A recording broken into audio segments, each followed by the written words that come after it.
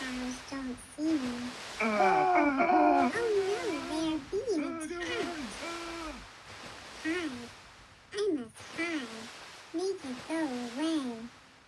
Pretend I'm not here. Pretend they can't see me. Are you the keeper? Our hero! I'm not keeper. I don't have a name. You're confusing me with someone else. Help us! What's wrong with you?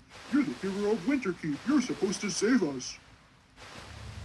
Hi everybody, I'm Joe. And I'm Mary. And we're Book Buds. And today we're talking about Winterkeep. It's the final, most recent story in the Graceland series, and it's written by Kristin Cashore. So this was my favorite book in this series so far. I'm so glad you liked it after the whole fire debacle.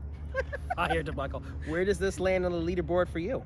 I think it's my favorite in the series. Only, I love this one, and I really love Graceland, the original. So it's hard for me to totally commit, but I was really excited because I wasn't expecting this book.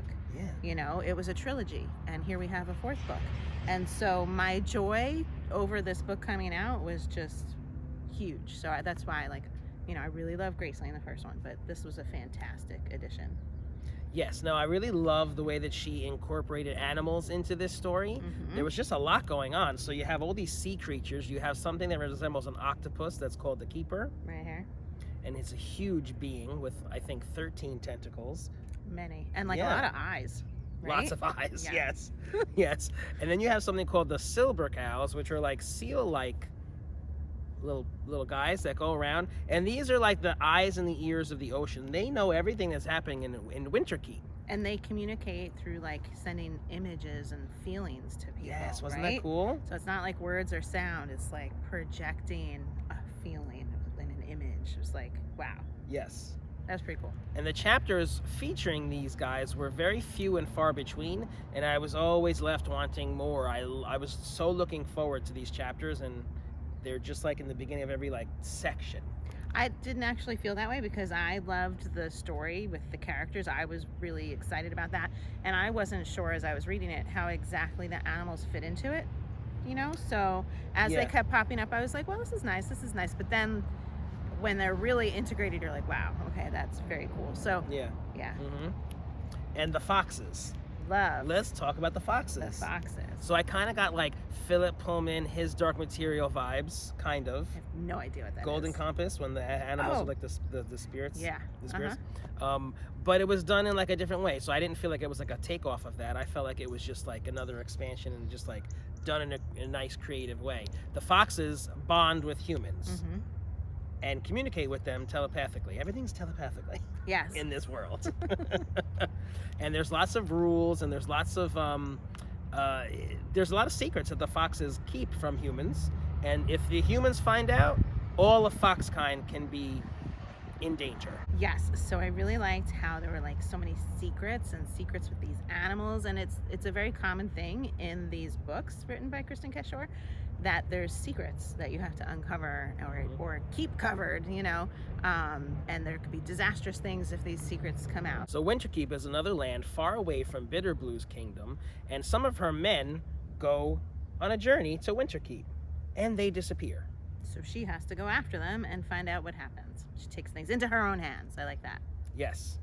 So this is Bitterblue's story continuing, which is pretty cool because in one of our other videos we talked about how the series is really kind of about Bitterblue. It's about, even though she's not in the first two books so much, it's her story, her roots are in those books, and it then leads you through to this, which is absolutely her story as she's taking more of a command, an official command of her kingdom.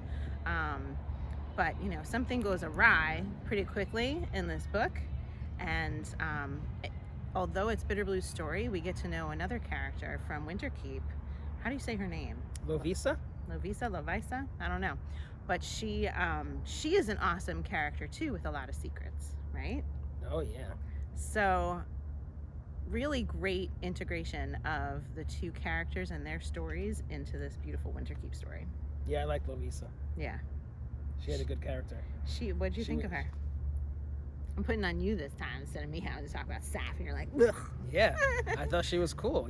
She was in college, she was in her dorms, and she was having fun. She was doing this, she was doing that, and she was living her life. She was feisty. Good for her. And she's really brave, and Yes. she has a big part in this story, and I can't give anything away, but she really helps out a lot. Yeah, I liked the power that she had and the transformation that she was going through. Both of the characters, Bitterblue and Lovisa, were going through a major transformation, I think, right? With major responsibilities.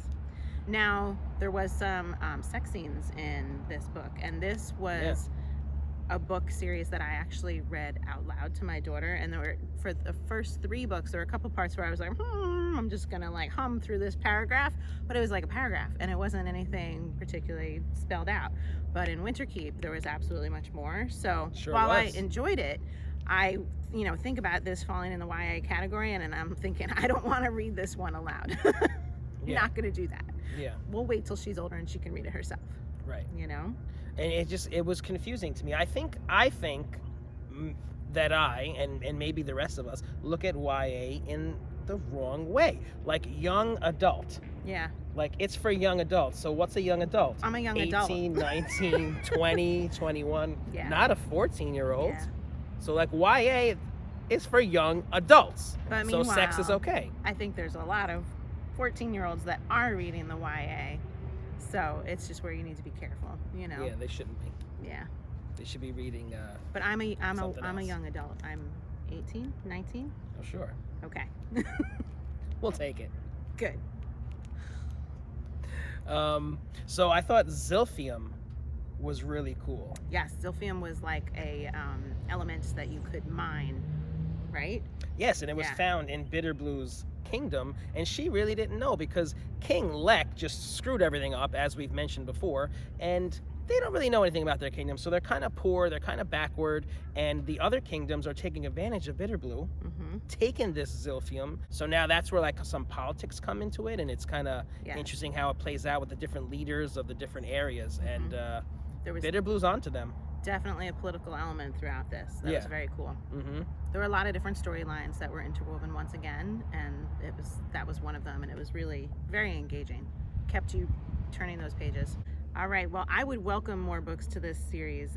I love how she just expands on the world with every book that she writes. You get a total another layer to it. It's just fantastic. All right, so we're gonna rate this, and this is pretty easy to rate.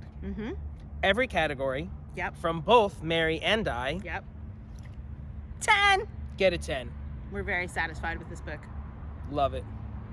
And I'm so glad because my book recommendation anxiety, Joe liked it. Yay. See? You're in the clear. Got a 10. Beautiful book. Loved it. Okay, so our scene was a little different today. We had our critters that made an appearance, but we are getting ready to do like a full feature performance of all 4 of these books. We've already started filming. It's gonna take a little while, so be patient, but we will have a no review video of lots of scenes reenacting all 4 books. For those of you that love our ridiculous scenes. It's gonna be epic. It's amazing. Totally. Coming soon to theaters near you.